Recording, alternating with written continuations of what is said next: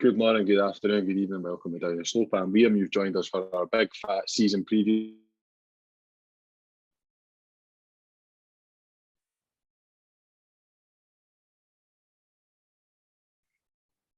No fucker really cares. Let's just get on with it. We're recording this on Monday, the 25th of July at 7:27 p.m. Hibs are still to a wee bit of activity, we believe, this week in the transfer window. So all predictions that we'll be making as part of this episode will be including the squad that we've got at the moment available to us. And we're just going to get fired right into it. There's two episodes we're going to be recording. First of all, we're going to be previewing Hibs in the league. And then second of all, I think we will be recording the rest of the league predictions in a separate episode, which we'll be putting out later in the week. So we're going to just get underway and get right to it. The most difficult and interesting question, first of all. I'm going to come to this first question in order, and I'm going to come to you first, Ewan. Where are Hibs going to finish in the league this season? 5th. And why? I think we'll finish 5th because I think we're going to be better than Motherwell, Dundee United and Livingston. I don't think we're going to be better than Aberdeen or Hearts over the course of the 38 games as it stands. I don't think we'll be 100 miles away from them, if I'm honest. I just think as it stands, Hearts have a probably much stronger squad, and Aberdeen seem to have started the season pretty well in the group stages, where obviously we failed. So, no, 5th would be my call right now. Cool. Greg, where are we going to finish in the league? 6th. We're on a sliding scale already. And why? Why do you think we're going to finish lower than 5th? Who's finishing above us?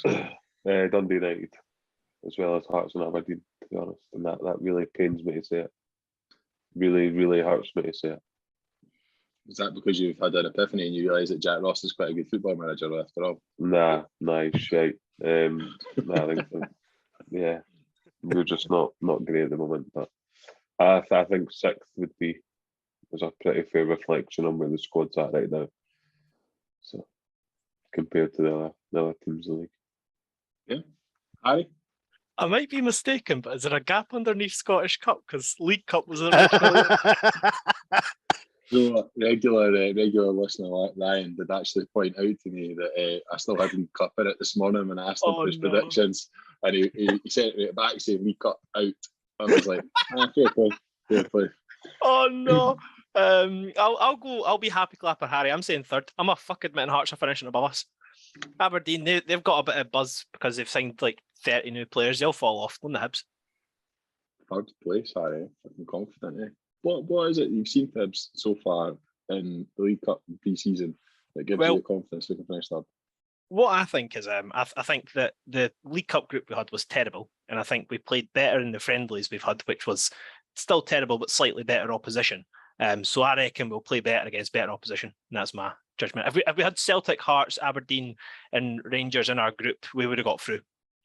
I think from what Harry said is that from what I've taken away from the games is we're still struggling to break teams down that sit in, but when the game is a little bit more expansive, we look a threat. Maybe a bit more like what we were like under Jack Ross in COVID. Like we were quite good in the counter and transition, but still lacking something to break down the teams that have 10 behind the ball. Never realised that I translated these days. I like it. I'm going to be the most negative one out of all this, fucking which hell! really pains me to say. I mean, so context. I think we could finish this league season anywhere between 4th and 9th. I genuinely, based on a whole number of variables, I think having not seen two guys who are supposed starters even play yet.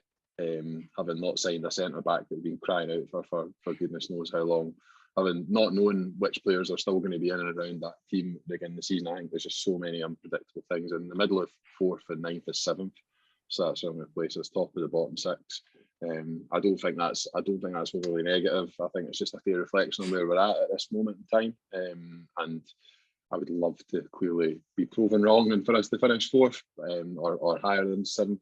But that's where I see us at this moment in time. I think the teams that you've all mentioned so far will finish above us, and I think probably one out of, as much as it pains me to say, Derek McInnes's Brexit football at fucking Kilmarnock on the Astro. We'll probably see them win a lot of home games 1-0.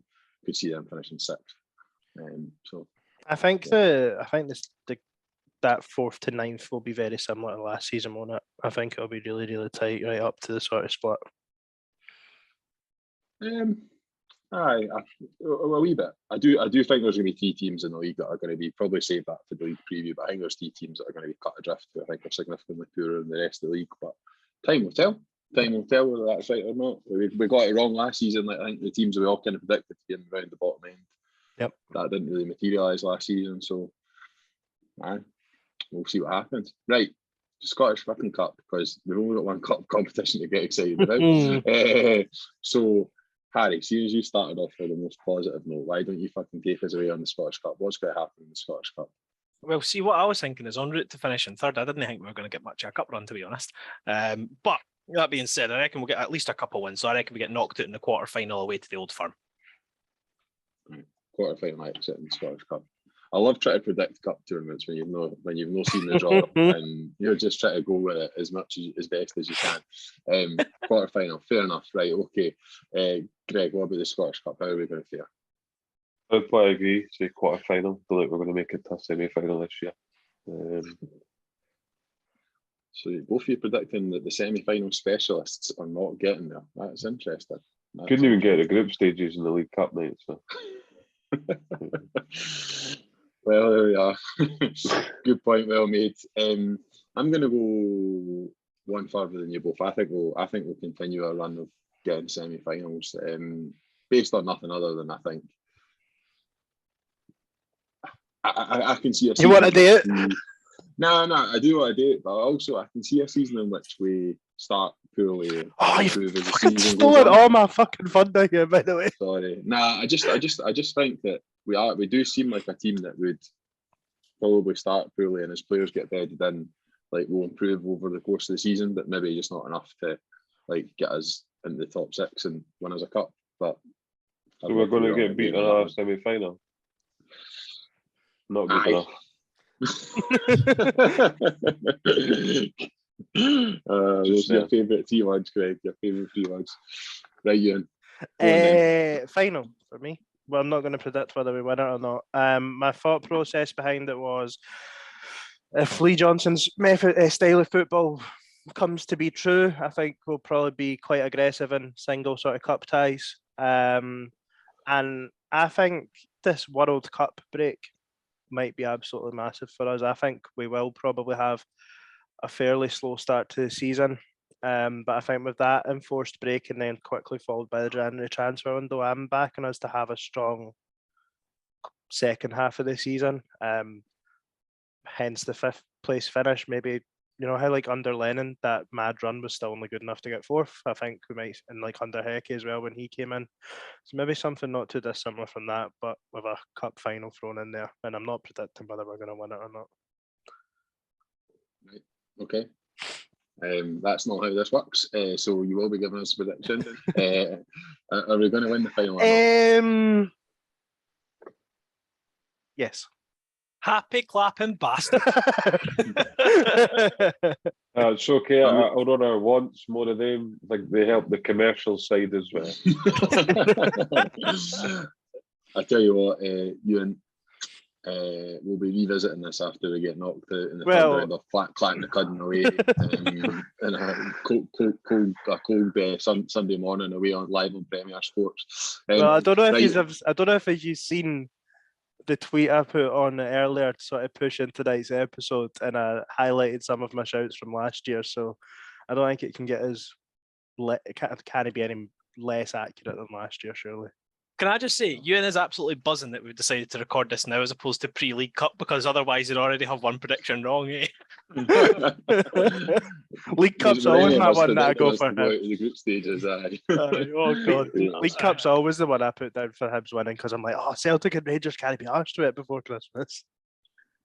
Right, in the spirit, no, just letting you to go first and then no actually predict until the very end. I'm going to go first on this one, and I'm going to go early, and I think he's probably the guy who's come away from pre-season and the League Cup with the most credit in the bank, I think it's fair to say, and I think he's probably a resounding choice right now for Player of the Year.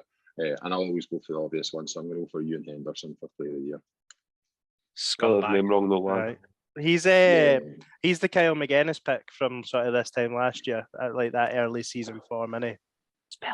Spelling. Yeah, That's no, right. Oh no, that's wrong. Sorry, he's a no, W. it's wrong. He's a W. Is it UW? He spells it wrong. I've been caught out for that a few times on the Twitter, mate. Why do people have to spell the same name differently? It's fucking pain in the arse when it happens. Anyway, talking to people who spell the same name differently. Greg, who Player of the Year?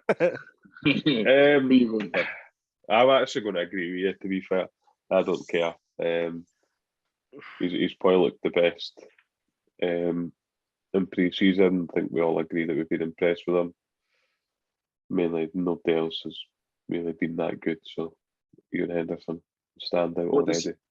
What does he need to do in order to get Player of the Year this year? What does he need to produce? Play really good. Be better than everyone else. Yeah, Kick it real hard and real long. Yeah, I think he just needs to keep. Sounds like such a cliche, but keep doing what he's doing. He's getting forward. He's making things happen. He's creative. He's productive. He gets us on the ball. He scores goals. Like, it's pretty much all you want from a midfielder. I think for me with Henderson. Oh, sorry, was you getting asked the question as well? I thought it was. Sorry, I thought it was a full. Right, okay. I thought it was open discussion. open. I thought it was an open question. Right, okay. I think a good signpost for you and Henderson will be is see when Kyle McGuinness is fit. See if there's discussion to who should be playing number 10, and it's not just a McGuinness comes straight back in. Then I think that'll be a signpost of just how well he's continued in the season, if that makes any sense. Because you're convinced he's going to play in the 10, whereas I think a couple of us maybe think he's going to play potentially wider off the left. Yeah. I can see him playing on the left, to be honest. I think especially with McGeady going down yesterday after early in the game, I think there's probably an opening for him there. I think we might see someone else playing the 10, but could be wrong. It's been known to happen. I've been wrong regularly. Right, who will come next? Harry, I'm going to come to you. Who's your Player of the Year? I'm Harry. Given it's you, I'm looking for a really fucking left field shout here. I'm wanting you to say, I don't know, Jacob Blaney or something like that. Like you're going to go fucking go on. Give a left field shout. You can what? You kind of hate going with the grain. So both of you have said to you and Henderson. If I got to go first, I probably would have said the same. But you can what? I'm going to put all the pressure on him. He's young. He's thriving. He's, apart from you and Henderson, had the best pre-season of any player. Rocky, I'm joking. I'm going to go for Melkerson. I reckon Melkerson will score quite a few goals this season. I reckon Melkerson's got potential. I don't know if he will. He's got potential to hit 20 in all comps between the Scottish Cup and he got a couple in the League Cup and the League. So I reckon Melkerson. Yeah. What really annoys me is that folks spell Melkerson S-O-N at the end. That really annoys me. Yeah, when Harry made the song, it wasn't Melkerson. Correct. Melkerson. I still can't believe that happened. Fuck me. It's been some year. You can actually tell that what do you call it? The player of the year awards. Had we were away. Yes, I must have should I don't remember Harry, but we were there. Okay, some boy. We were with Harry to look after you. That's fair. But wait, but just before Ewan goes here, Ewan, can you please enlighten us as to who you chose last year for Player of the Year? Because when you tweeted that, I was howling.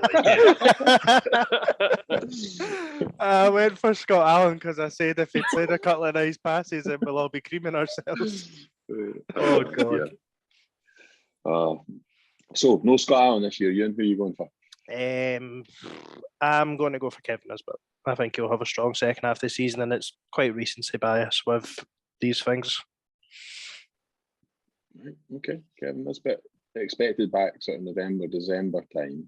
I think he'll be available December. I think he'll be back. I think he'll be available to start first game after the World Cup at Ibrox, I would guess. So, and I think I'm hoping that he comes back strong, gets into double figures for the season, and I think if he does do that in that small sample, then he'll be a shoo-in. Right, okay, cool. Sound rationale. Young Player of the Year is the next category. This one, going to just like throw in the sort of condition that we just use the we use the club's sort of ethos about what constitutes young players. It's basically anybody under the age of 23. It's not, I think Porteous won Young Player of the Season last season. He was 23, so 23 and under. Young Player of the Year, Greg, I'm going to come to you first. Who you got for that? Young Player, that's a difficult one. Who do I think? I'm just gonna say Del Ferry. I know he's probably not gonna get it, but He's a baller, like, to be fair. been Absolutely. incredibly impressed with him, to be fair. I think he's just everywhere. He's got some engine on him, he's got ability. He can pretty much do everything in the game. He can tackle, he can play a nice pass, he can shoot. So yeah, I think he's got all the attributes where he needs to. Maybe a little bit raw at the moment, but I think he's certainly got everything there to be a top player at the club. Maybe a risk he might go out on loan, you think, possibly? I hope not. I hope him and Dylan Tate are firmly kept. Yeah, I just think the pair of them can add quite a lot to the squad, to be fair. Whether it's off the bench or whatever, I just think that the pair of them have definitely shown enough. I think we might see one of the two go out on loan. Which one, I'm not sure, but I sense we probably are going to try and sign another centre midfielder, and one of the two might go out on loan, but you never know. Harry, I'll come to you. I reckon he's going to get a lot of games, similar position, but I reckon he's going to get more starts. So I'm going to go Noah Kenna. I think he's looked good. I don't know if he'll warrant it, but he'll make enough impact that people will vote for him for it anyway. We've been needing a holding midfielder, haven't we? Aye. We've been needing a holding midfielder. Do you think you've seen enough from him to suggest that he can do that job for us throughout the season? I think the main thing that you need at that age in that position's kind of a good attitude. Like, you need to be very aggressive, and I think he's kind of shown that he can be. The technical ability, I think, has been there in flashes. Obviously, we've not seen too much of him, but yeah, I think he's got the aggression needed to actually thrive in Scottish football, and that's a key thing that sometimes I worry. I think that's the reason why Mark Milligan struggled to hit the ground running. He wasn't really that combative when he first joined, but as soon as he kind of got over that hurdle, he got good. But I reckon Kenna's got that aggression straight off the bat. Fair. Right. Ewan, Young Player of the Year. See the 23-year-old thing as a at time of voting next He year, or always is it has at to the ask start of that the season? question. No, because I just don't want to. From now, just tell me who it is. Is Ewan Henderson? Oh, that's pish patter. That is honking. I can smell that from my screen, Ewan. That's minging. Oh, Liam, if you put the same, you're getting bounced about. Oh my God, that's horrendous. Nah, I did think there was a wee bit of I would love to see Harry bounce Liam a bit like. I did think there was a wee bit of anomaly when you went for Nelson Player of the Year, Kenna Young Player of the Year, but you're clearly hedging your bets, Harry, is what you're doing. So you're like, because if Nelson wins Player of the Year, then technically he's a shoe-in for Young Player of the Year. But on this occasion, I'll let it go.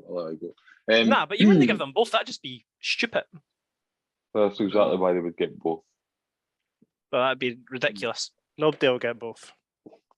Thank you. I'm going to avoid the obvious shout here because I think there is a really obvious shout. I'm going to go for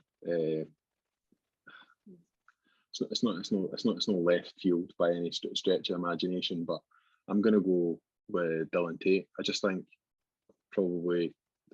I think one of him, Del Ferry, forces their way into the team the way things are now until we sign another centre midfielder. And I just sense if he gets himself in the team, I don't think he seems like the kind of character who will lose that place easily. Just very confident young guy. Seems to be. I think someone described him as gallus to me this morning or last night, and I just think I thought that was a perfect word to describe the couple of performances that I've seen from him. So he's going to be my Young Player of the Year this year. And because I wanted to go for someone different. It's not unlike William Gallas. Very good. Right. Wait, who was your obvious one? So I think there's a couple of obvious ones. I to be honest, originally I'd said Melkerson because that's who I thought of. But given you went for him for Player of the Year, I thought we'd go for something a wee bit different. I was I going do to go. think I do think Melkerson scores 12, 13 goals this year. He's a shooting for Young Player of the Year, to be honest, because no many 20, 21-year-olds score that many goals in the league. Like. So you're going to say Ian? I was going to go with Melkerson, but I went with Henderson, and I think he'll get somehow report just getting Young Player of the Year. You know, I think it'll be like fans will just view it as how can we get the 2 best players an award. Aye, fair. I mean, I thoroughly look forward to Dylan Tate going out on loan tomorrow to absolutely ruin that shit for me. Harry had that last year with Dan Mackay. No, Stevie Bradley. Oh, yes. That was Stevie Bradley, aye. Stevie Bradley, aye. Get him back, Stevie by the way. Bradley. He's better than half the wingers. He's better than McGeady. Oh, he scored, didn't he? And that's what's reignited that. But he's not scored since February or something. Aye. First goal. He's not scored since last week, actually. Tube. Well, we're fucking talking about you, clown. Right. We've signed, I think, 12 players. Let's take you and Henderson, Rocky Bashiri out of it, because they are not new signings. They are players that we're all know. They are known quantities. So signing the season is purely a player who we have signed. I think you've got 10 to choose from so far this summer, who is going to go down as our signing of the season. Who am I going to come first? You and I'll come to you first on signing the season. Who are you plumping for? Nohan Kenner. Is it not Noah? Fuck off. I owned up to that mistake myself last week. Why? I think he'll play the most consistently. Very reminiscent, I think, of like a Marvin Bartley in games when we're going to have a lot of the ball. I think you've probably seen some of his flaws on the ball against Morton. He gave the ball away quite a bit, but I think his volumes of games will dictate that he is signing of the season. Probably the other 2 statement ones we've not even seen kick a ball yet, so it's difficult to call. Right, I'm going second because I'm going for the fucking absolutely most obvious shout of all. David Marshall is going to play. See what I said? Season. The 2 statement signings or signature signings, and in my head I just went McGeady and Marshall. You're a fucking idiot. Marshall is going to be probably at least the 3rd best goalie in the league this season. He's going to play 30 odd games. He's going to be the calming presence that we need. He is the one player that we signed in the summer who I think is a starter. I'm not sure how many of the rest will be regular starters throughout the whole season, but he's the one that's come in that you just immediately know is going to play every game. So David Marshall for me. G. Play signing season. I was going to go the same, to be honest. I think there's a little bit with Hearts and Craig Gordon. He's going to get you points. I think he'll probably save us. I mean, it's not difficult considering the quality goalie we had last season, but I reckon he's going to save us about 20 points this season. So I'm going to go for David Marshall as well. I think he also adds in the experience department, and he's got standards, and he'll expect the best from the other players as well. So I think he can help us on and off the pitch. So I think for that, he's going to be signing in the season. Right, fair. David Marshall. 2 for David Marshall. Harry, go on then. Ooh, my name's Liam. Greg. Obvious choices. Ooh. I'm going to go for Ellie Yuan. There you go. Melkerson's going to hit 20. He's going to hit 15. It's going to be great. And then we've got Nisbet coming back in December. He's getting getting double 13. figures. Yeah, we're scoring 100 plus goals this season, boys. Bang! Come on. Harry looks like Marvin for Home Alone. It's just clicked. It's actually just clicked. I'm not happy with that shout, G. I'm not happy with that. How? Go on, Harry. You've got right to reply. Harry looks like ugly deranged character from Christmas film. Oh, I am delighted with that one. Right, that's just nasty, Right. Greg. Right. The 4th and final category is I suppose an opportunity to reflect someone who's in and about the first team but hasn't really played a huge number of games so far. And I think I've put this one in here because I think we've got a huge number of players who are kind of like just either development team players or on the fringes of the first team but haven't really played a huge number of games. So like I suppose Dylan Tate would have been a good example of that. Dan Mackay before going out on loan would be a good example of that. So a player that's made 20 or fewer appearances for Hibs so far, who's going to have a breakthrough season, really impact the first team. There's obviously quite a number of guys that fit into that category, but you, and I think you look like you've got a shout ready for this already. So I'm coming to you first. I don't. There's a few. There is a few. I'm trying to avoid. I feel like yours and Greg's Young Player of the Year shouts and Tate and Del Ferry are the obvious ones. Now, this is going to sound stupid. The McIntyre brother that's the fullback. Oscar McIntyre. Left-sided. Aye. Yeah. This season, Oscar McIntyre. And just in terms of breakthrough, I think he might be the first from the under-18s that makes a step up and maybe plays 5 games. Do you think he's physically ready?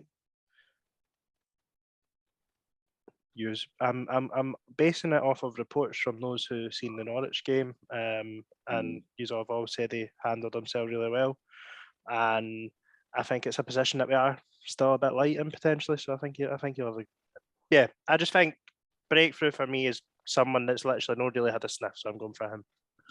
And Lewis Stevenson's injured now, which is almost unheard of. And Lewis Stevenson we just need to get Lewis Stevenson back into centre midfield anyway. Aye. So, that, or of course, Josh Campbell continues at left back, which actually, I don't think he did too badly for 45 minutes against Norwich, but probably wasn't really tested in fairness. Right, Harry, who are you going for? Can I ask for a slight tweak? Could I have 21 appearances or less? Fuck off. Who are you going for? Have a season, man. Harry, just shut up. Has he only played 21 he's league only games? played 21 games. If he'd played 20, that would have been an absolute blinder. I'm gutted.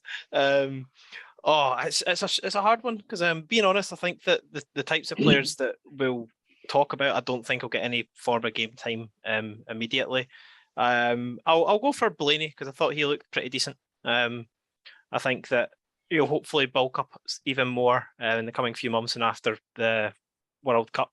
But slight tweak to the question, if it was just like a breakthrough season, I think Jake Doyle-Hayes is going to impress a lot. I know we've not really got a category for that, like kind of average. That wasn't the question though, Harry. I just wanted to throw it out there that we've not really got anything that fits Doyle-Hayes, but I think that'll be him this year. So he's going to do it this season. That's interesting. Most improved. Most improved. Yeah. Maybe we need to bang in a most improved category. So we just bang in a most improved. Aye, you've got a couple of empty gaps earlier. Up you, Greg. Up you. Most improved. Harry's just managed to create a category. Jake Doyle-Hayes. Well done. Come on. Right. Greg, I'll come to you first for breakthrough player of the year. Who are you going for? Josh O'Connor. I like that. I was going to potentially say him, but then I thought you'd shout at me, so I left. Harry. Come on. A lot of options up front. He's going to struggle to get into the team. He's not. No? Ellie Ewan's a myth and his work time it's never going to come to. I think like we've seen him, I would say he's probably physical enough. He came on and impressed when we went to see him the other week. He impressed when we went to the development game earlier in the year. He's got an eye for goal. He scores goals for fun. I think we can definitely rely on him off the bench at times or whatever. But I think he will. This is a season where he'll break through and he will impress people, and folk can stop making comparisons. But I think he'll be good. Yeah, no, I would totally agree with everything you said there. I do think he looks almost sort of first team ready. I think it's just as is the case for young guys, it's just about there being that gap that allows them to kind of, whether it's due to injuries or suspensions or whatever, that allows them to kind of step in and play. How many people would we say are ahead of him now? You've got like all the strikers that have featured plus Nisbet and Yuan. Nisbet's obviously not ahead of him at the moment. No, I mean, but if everyone's fit in the pecking order, so do you think? If everyone's fit in the pecking order, he's probably last, but I think he deserves a sniff. Do you think, out with this question, is there an argument he should be going on loan this year? No. Or does he get the development games sorted, whatever this thing I is. think he gets the development games. Yeah, I don't really see any benefit to sending him on loan. I think if he gets the benefit of the development games, with some first team games shown in there as well, I think that will be good enough for him. But I do think he's got a future at the club. When we seen him, Liam, I thought that in the final third we were a little bit laboured. He came on and just got right about it. He was beating players left, right, and centre. He was being aggressive. He was getting in about folk. So I think he's definitely got the attributes to be first team. Obviously not starting at the moment, but definitely come off the bench and contributing. He's 18 years old at the end of the day, so he's still young. I think he'll still be 18 when the season finishes. Because I think no long ago he turned 18. So, it'd be good to see him get a few opportunities this season. And I definitely think that, based on what we've seen in the centre forwards at the club so far in pre-season, I do think we're lacking a wee bit in the final third in terms of someone that can properly stretch defences and give them something different to think about. So I think we could see him get an opportunity. I'm going to go for a bit of a forgotten man in this category. I'm going to go for Dimitri Mitchell, just on the basis that he has kind of been forgotten about because he made a few appearances. I think he looked decent in a couple of those games, got injured. Couple He goals? weirdly kind of played 15 minutes against, did he come on against Libby for like 15 minutes? Yes. And then just like disappear again. So obviously had a reoccurrence of an injury. I believe him and Hanlon are back in training this week. So probably too early to see them both start against St Johnstone, but I'd imagine they'll both be in and about in time for the derby, I would have thought, certainly in the mix. So that's positive, and I think he can, at his pace, I think he can be a real asset for the team as well. And I'm hoping that he's going to play further forward now that we're not playing a 3-5-2, which actually allows him to get into the final third and make things happen. Most improved. Go on in and tell us who's going to be most improved. Oh, most improved. I'll go for. Oh, fuck. I'll go for. Try to think. Melkerson. I agree with the general tone of the fan base that I think Melkerson will have he's looked good in pre-season, and boy, man, whatever you want to call it, he looks a lot better now than he did 6 months ago. Yeah. Physically looks a bit more of a specimen. Looks maybe a bit more ready. So, what's impressed me the most is he's the number of headers he's won.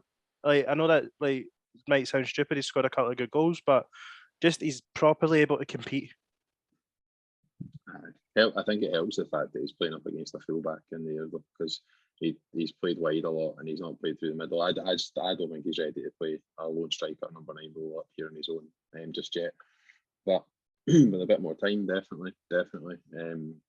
Just moving on in the wide areas. Right, Harry, we've had your shout already for Jake Doyle-Hayes in the category that you created. Well done. Greg, who's going to be your most improved? Rocky Bashiri. People's champ. Purely because it can't get much worse. Nah, to be honest, he's been getting a lot of love recently. Do you know what though? I heard good things about him yesterday. I heard that he had a good game.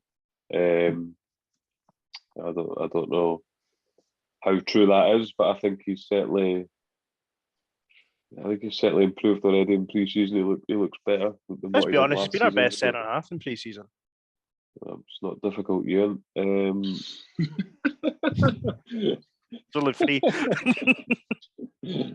No, to be honest, I think that he's probably taken a lot of comfort from the fact that the fans are behind him. I know obviously there's now another saga with him already, because some big guy for Livy can't fill out a spreadsheet, but it's tough because it sets him back again.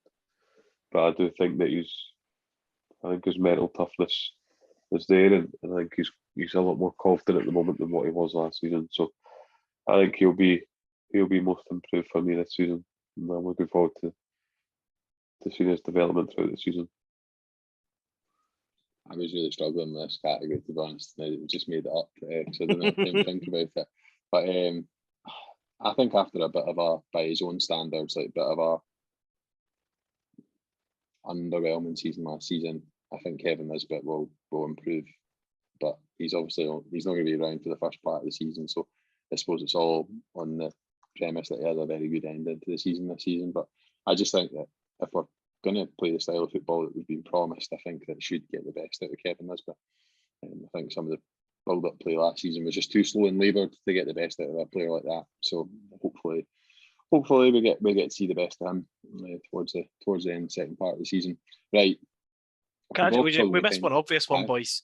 Chris Mueller's definitely got to be better than last season. He was absolute guff. See that goal he scored the other day? I genuinely didn't know he could actually strike a football. At no point at Hibs did he ever look like he had the ball under control or could actually hit it, like Liam said earlier, long and hard. It still went in the net in slow motion though. Like it was like there was no venom behind the strike whatsoever. Chris Mueller is just basically, I don't know, context, I've not played FIFA for about 10 years, but the finesse shot used to be in FIFA for a distance. He just gets it and hits it with his instep every single time. Yeah. No power whatsoever. I don't know if it's completely changed my view, because I was always of the viewpoint that MLS wasn't that bad a league. And then every time I watch some sort of Chris Mueller highlight, I'm like, fuck, how bad is the defender?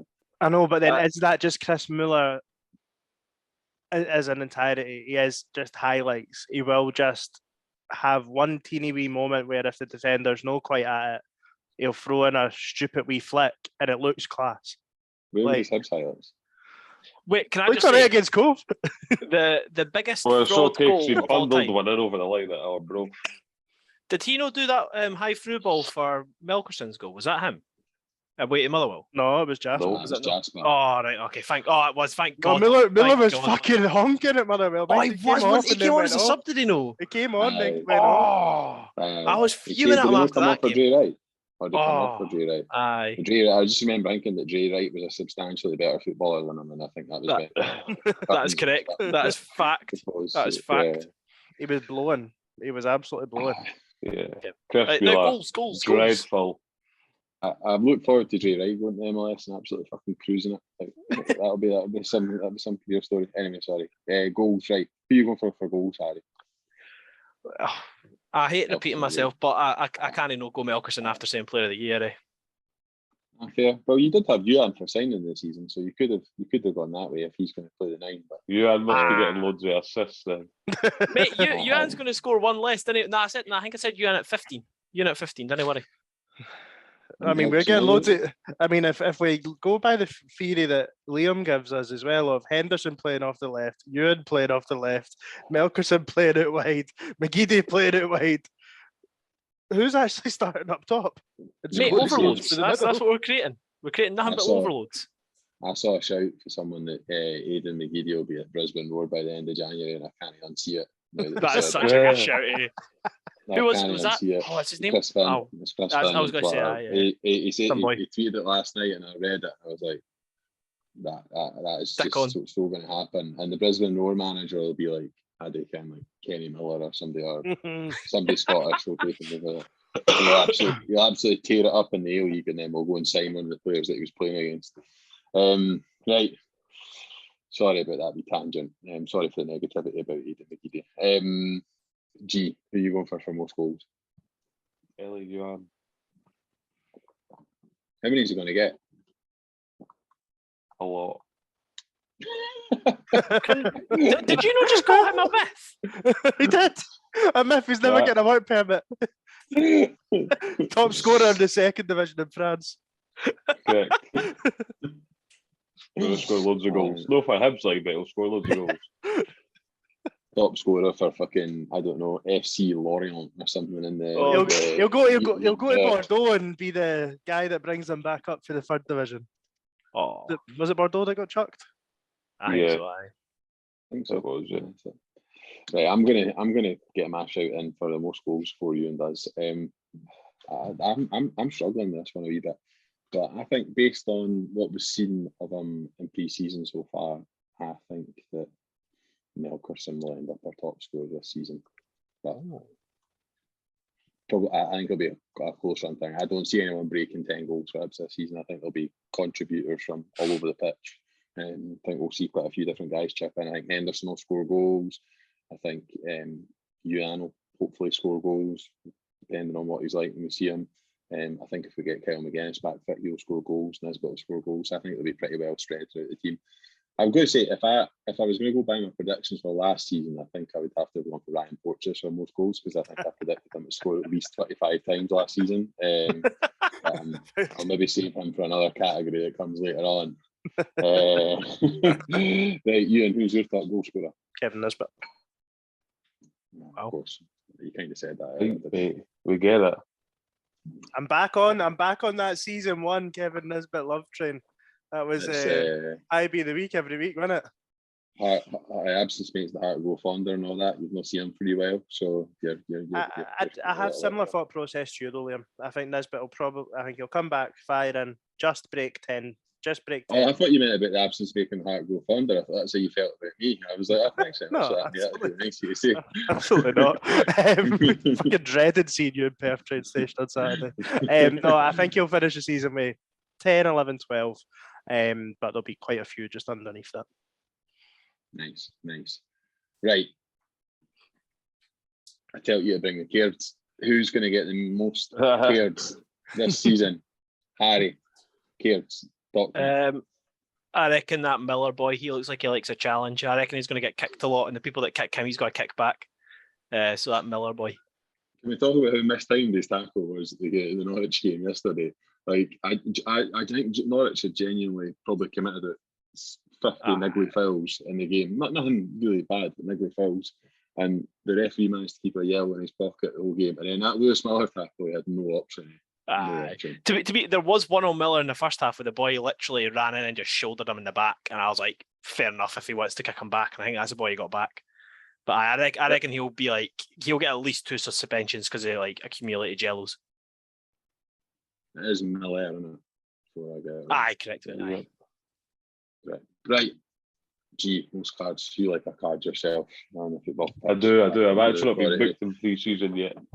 Disappointing, Greg. You need to sort that out. Can't believe it. Too busy being sound with refs and that. He's got a deficit of red cards to come. Wait, with VAR and everything, and you've not even had a wee booking or a red card. Poor. I don't know. It's poor. I need to grow up, really. But yeah, to be fair, I smashed someone yesterday, but it's pre-season. So. Most cards. Joe Newell. Aye, that was my shout. Stacks up the most stupid bookings ever. Aye. Joe Newell Love that card. Gets the most cards for fouling someone on the break, which are cards I think are great cards. But genuinely, like, I think it's quite a lot of the time it's a very, very good yellow card. But he also gets the most yellow cards for tackles that you go, why the fuck did they bother? And the final, and their final third. Like, to be fair, the tackle against Santa Clara was an absolute 10 out of 10 challenge. It was. That is the worst red card I've ever seen. There was maybe no need to smash the boy 3 yards away from the byline, but I don't mind that. I like that. I can get on board with it. It's a bit of early season enthusiasm, I think. They can put that down. A little bit. First time the fans were back as well, he thought he got a little bit too excited. And we'd been quite shite to that point, I know. Aye. That was going to be a recurring theme that season. Red cards and being quite shite. That was constant last year. I'm going for Nohan Kenner. I was going to go for Joe Newell. I do think Nohan Kenner will get a fair number of yellow cards. He does look like he quite enjoys a tackle. He also looks like he'll probably give away quite a few fouls for, like, this isn't a criticism, it sounds like a bit of criticism, but like, just not getting one of those passes off a centre half that he doesn't really want. He takes a bad touch and then he absolutely fucking crucifies a boy on the halfway line. 100%. I think we'll see a few of those this season. So also don't mind them. Long legs as well. See if you've got long legs, more likely to commit fouls. Fact. Ewan. I was going to go Joe Newell, but let's keep us different. Ryan Porteous, especially if he keeps on playing at the left side of centre half. Right, Ryan Porteous. Do you know what's mental in all these nominations is that Ryan Porteous has not appeared at all until we've got to most cards. And even then, I didn't really want to put him. Chris Cadden, player of the year last season, has not appeared in these nominations at all. And Lewis Stevenson Players Player of the Year last year has not appeared in any of these nominations. Yeah. Interesting, eh? Interesting. Team Not that I've identified. Not interested at all. Why do you think that is?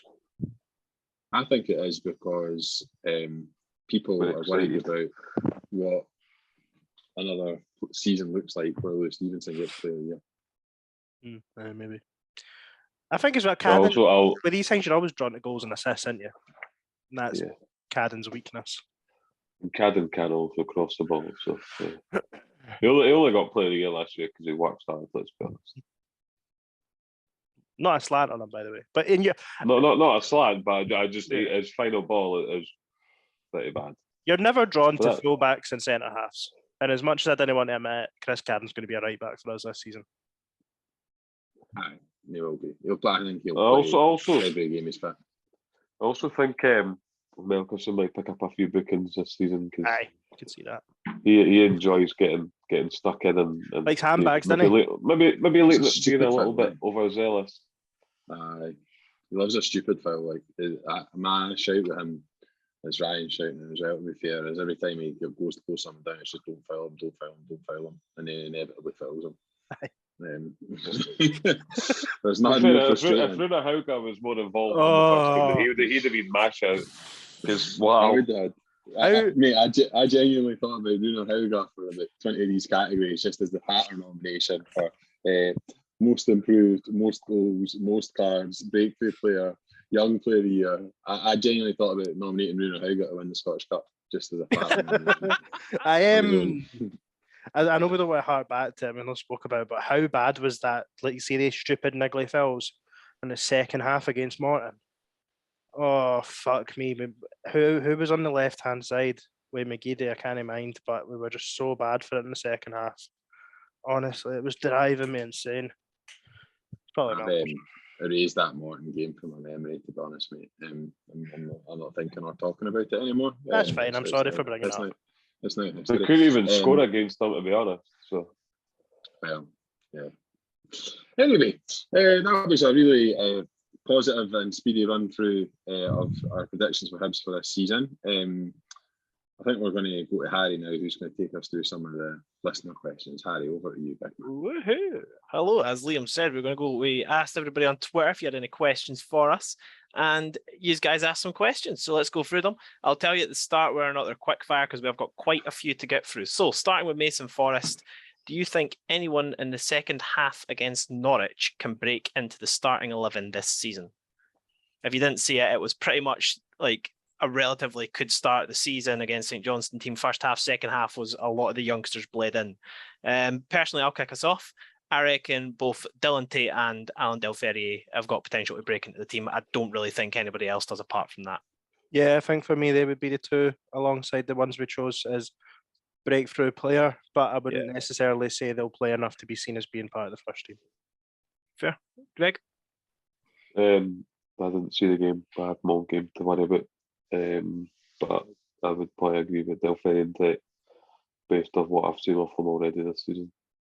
Fair. And Liam, any surprises apart from those two? No, I think those two. The only one that we've not really talked about is the boy that won Young Player of the Year or Academy Player of the Year last year, Murray Aiken. I don't know what's happening with him. I don't know if he's injured or what, but I would have thought that based on that, he would be probably in and about it potentially this season, but maybe not. It's not featured at all, is it? No, maybe injured. Or they maybe got other plans for him. I don't know. He featured at Newton Grange. He was playing that day. Yeah, he played in the. Well, there you So I have it, don't know. Murray Aiken. If you want to break into the first team, mate, we're all here for you. Then the next question we got was from AKA Rab, I am Rab on Twitter. And he said, do you like green eggs and ham? And that's the wrong fucking question for this episode, clown. I dick, yeah. You bookmarked the question. Tell me, ask the questions that are bookmarked. It's getting asked. Do you like green eggs and ham or no? I saw that double yoka yesterday morning. That was good. Super. No for me, no. I'm a big fan of anything that's green, to be honest. Spinach, leeks. When I initially when I seen that question, I seen green eggs. I've been looking at buying a barbecue, and the green egg is the ultimate barbecue, but it's just a wee bit out of my price range. So that's what I thought about. I thought I'd do like green eggs. That would be the barbecue I'd get if money was no object. But, Fair enough, mate. I'd be getting that scrand. Next, what do you make of Lee Johnson's comments regarding League Cup format and the amateurish nature of Scottish football's governing body?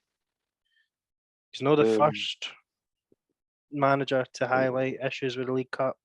I've not got any issues with what he said because he was consistent with it from his very first interview. He said that ideally we wouldn't be like playing the competitive games. I think he wanted the players back earlier as well. Felt we were going to be undercooked going into them.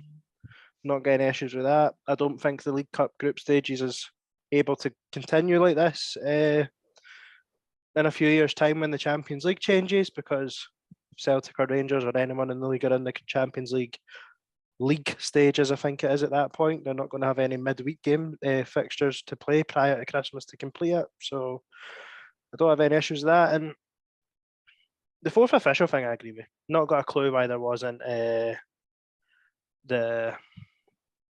fourth official at the Morton game. And I remember it was the case when we were in the Championship, and I did always find it a bit bizarre, but hey. I don't disagree with his comments. I just think the timing of them is just fucking amateur. Or like, I just don't want you make those comments after you've been knocked out. I think it's stupid. It just looks like sour grapes. The end. One chaff about the format, we've heard it already. We've been put out. Not good enough. I don't really care what else has got to say on that. I think he needs to shut up. In terms of the governing body, we all know it's shite. This California fans were pulling Celtic players into the box as well. To be honest, it's a joke. The people around that are absolute cowboys. But I'll happily listen to Muddy talking about that, but I don't hear any more about the format because we've been pumped out by genuine shite. So shut up, they're out. Well, thank you, Dan Taylor, for that question. Next question is from Dav Williamson, and he said, will Lee Johnson end up with more SFA notices of complaint than Lennon got? I'll say no, because Lennon was a bit notorious for that one. Well, if Lee Johnson can get a notice of complaint for doing a slitting the throat motion to a linesman in the Europa League, then maybe, but I don't think anyone could ever top Lennon, to be honest. I think he might. I mean, if he keeps on going on about the SFA and the SPFL like he has in the last week, then they generally don't take too kindly to being called out, do they? Ron Gordon should be getting notices of complaint every time he mentions the commercial side of the club instead of actually talking about the football. Do you mind when Hecky threatened to batter? Oh, Hecky threatening to batter you would be some threat. Like Neil Lennon got the number of notices of complaint that he got because he was Neil Lennon, and Lee Johnson.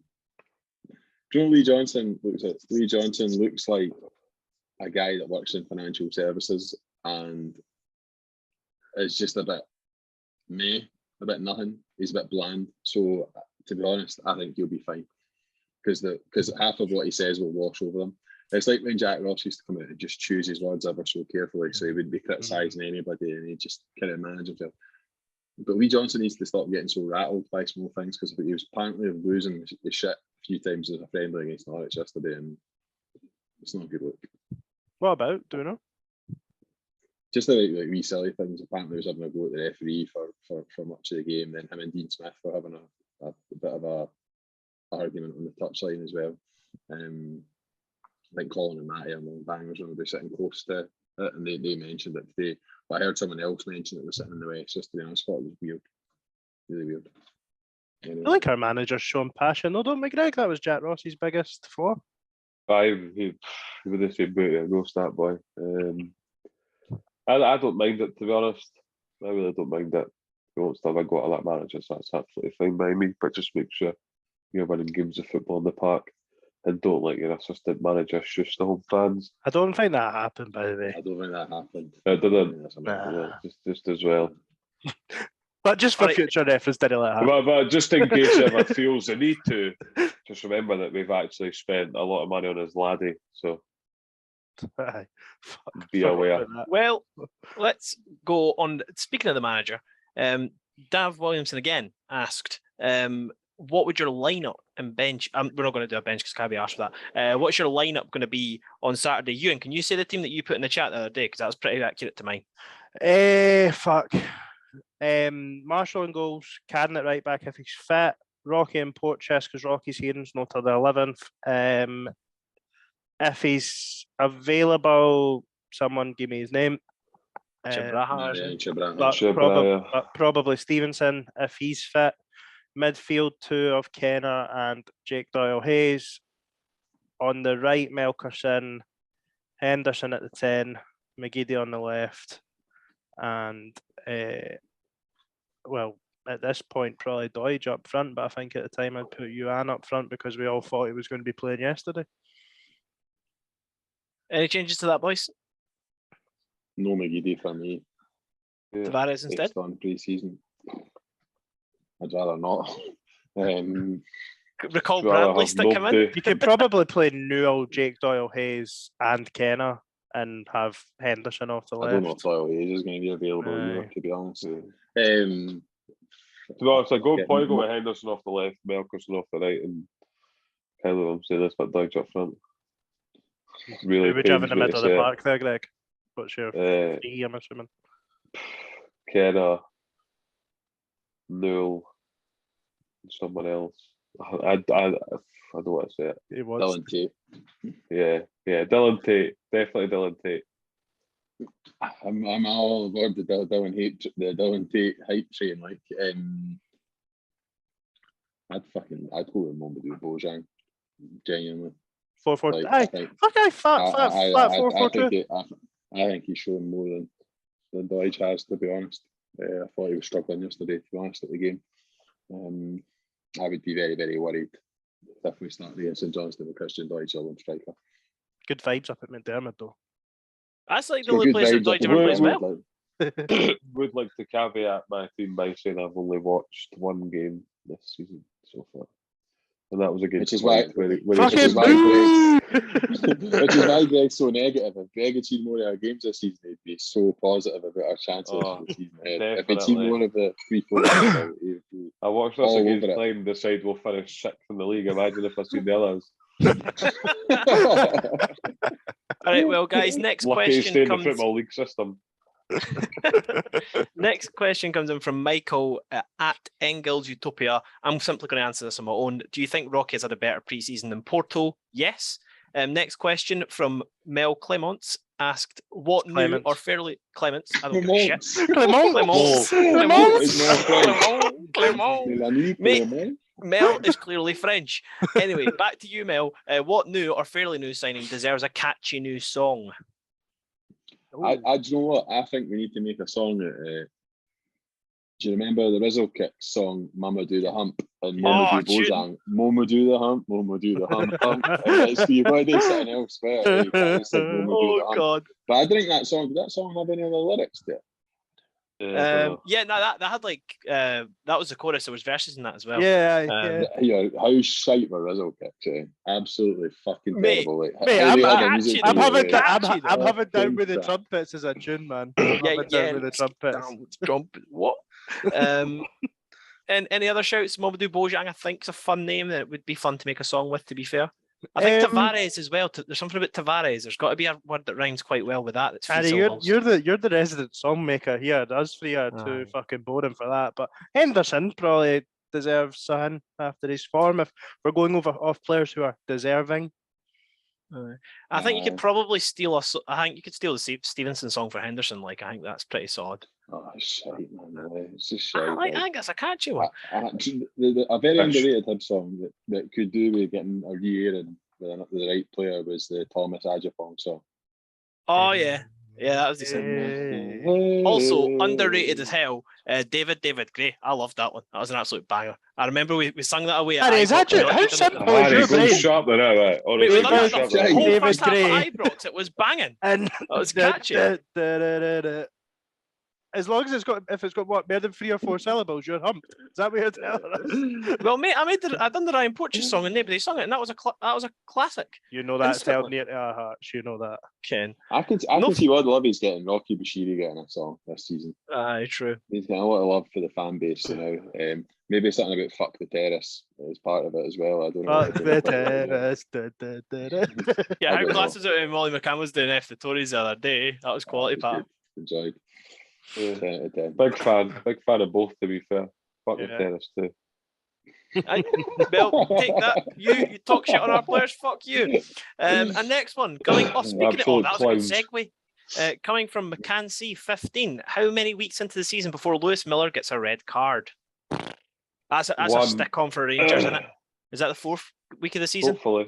Edinburgh Derby, Easter Road, fucking just overcharges, and I don't know, Shanklin's making a run up the left hand side, and Rosemiller decapitates him on the byline right in front of the East stand. Aye. If he's playing, the Derby and Rangers are two obvious He's on choices. watch for both those games. Like, I tell you what, that bet T65 bet builder, Lewis Miller, yellow card if he's playing. Yeah, I'll be all over that. And then Hibs to lose both halves. Sorry. Hey. Shut up, Well- Ewan. Oh.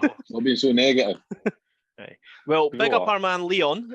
He asked prediction for top goal scorer. We've answered that. Sorry, Leon. But added to that, Mel Clement asked who's going to be top assister this season?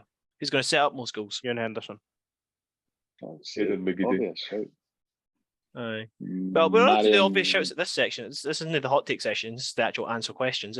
Marion Chabraya from the left hand side, Ooh. from left back. Yeah. Chris Working in Cadden, the if Chris box. Cadden could get a ball in the box, maybe him, but See, I think I asked this question in the group chat earlier, and you all rightfully dinged me, but we obviously spoke about work permits prior. Was it last week?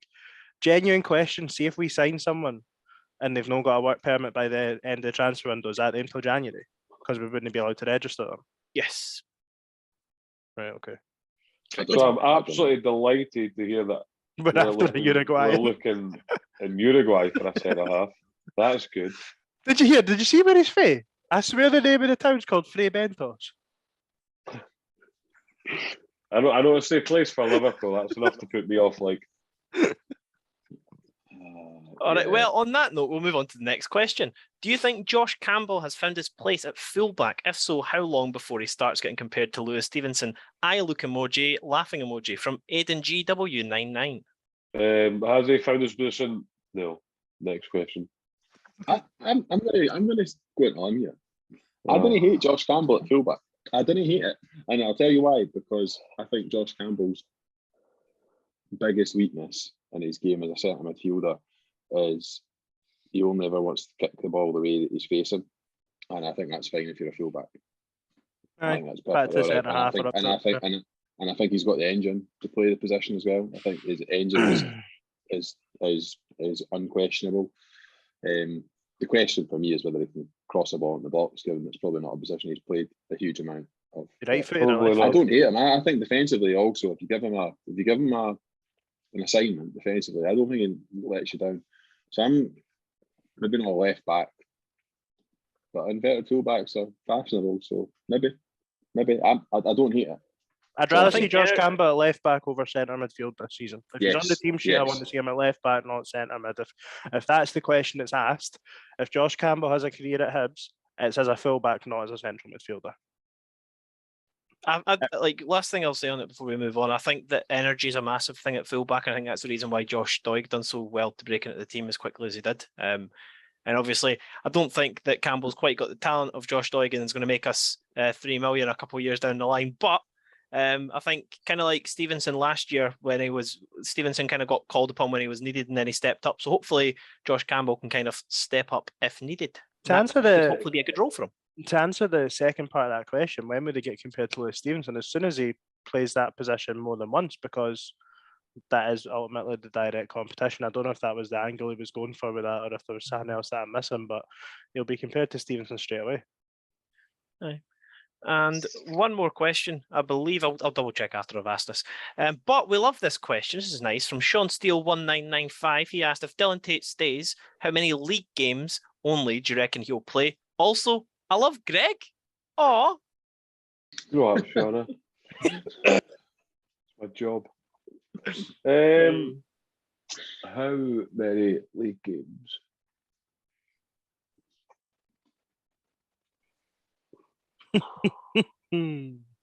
Right, well, Greg's thinking 10. Are we counting sub appearances as well? I have. Yeah. I'm going to go for 15. In subs, I'm going to go for 27, 28. Just for league games? I think he'll play a lot. I know I'm probably being a wee bit reactionary off the back of just a couple of performances over the last 2 weekends, but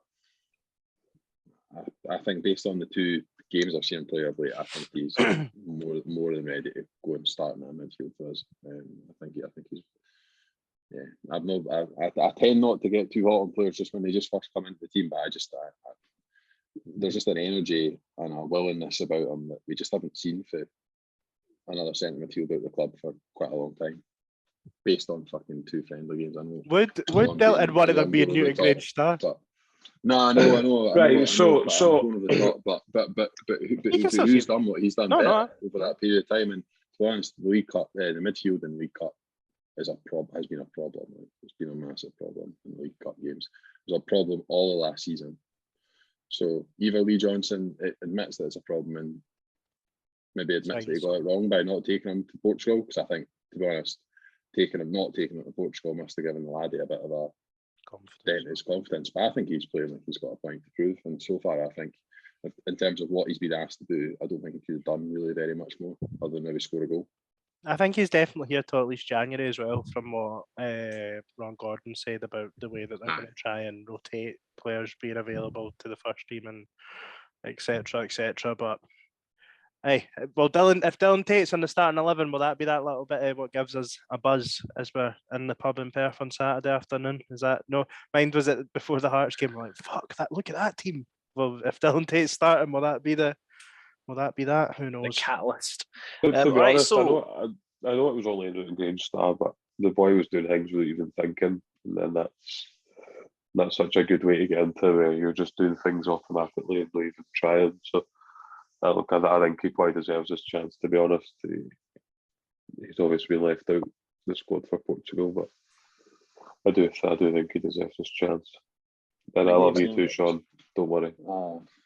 And to be fair, against Norwich, he was. I mean, I know Norwich maybe didn't have their first string out, but he was up against like the majority of the contents of our Premier League Championship side, and he was still the best midfielder on the park for my money. I think that this is going to be a dangerous sounding really, really stupid when he goes out on loan, or when, like, you look at the end of the season, he's not made a single appearance for the first team. It's a bit like you going in all in on Sean Mackey at like fucking in the middle of October a couple of seasons ago. But hey, I don't give a fuck if Josh Doig just there does 3 million. Sean Mackey fucking bossed us at centre half. Bring him back. But I just think he is, and he was ready before. He was signed with fucking me, and he was one of the best players at the top of the championship. Sorry, last thing I'm saying on it, Harry. No, I was just going to say, in terms of your answer, Sean, you got, I think it was 27 from Liam, you got 10 from Ewan, you got 18 from Greg, and you got 12 from myself. So, in answer to that, mate, we didn't have a fucking clue. But there's one final one that came in late. I'm just going to answer this one myself very quickly. AKA Rab, once again, I am Rab, said, with the Rocky situation, how come the officials never flagged it up before the game when team sheets are handed in? I know the club shouldn't have fucked up, but surely that should have been noticed. Just to say, it is utterly embarrassing from the club that we didn't pick up on it, and it is utterly embarrassing that there isn't a system in place that it should have been flagged to the club. So completely agree. The SFA have proven time and time again that they are incompetent. Liam, please do wrap us up on this episode.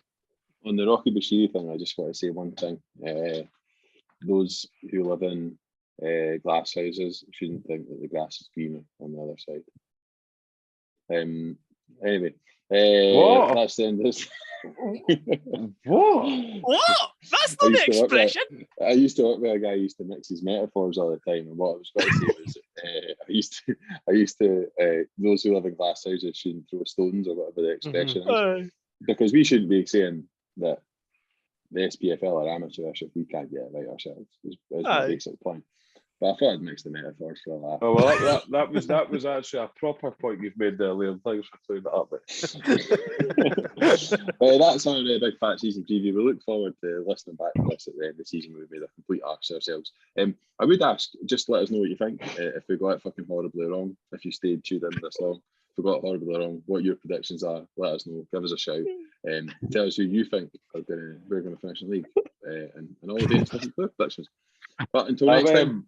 I'm fully expecting Dave. Sorry, just to chime in. I'm fully expecting Dave Graham to pipe up to me and start talking about how good Paul Hanlon is. So, Dave, please, I've got a bit of time tomorrow night if you want to have a Twitter debate / argument / all-out war. Then he's on his holidays, I think. So time difference might be an issue. I'm sure he's. I'm sure he'll still find time to come at me anyway. Anyway, nice one. Oh, good. Cheers. Hope Harry's all right. Bye.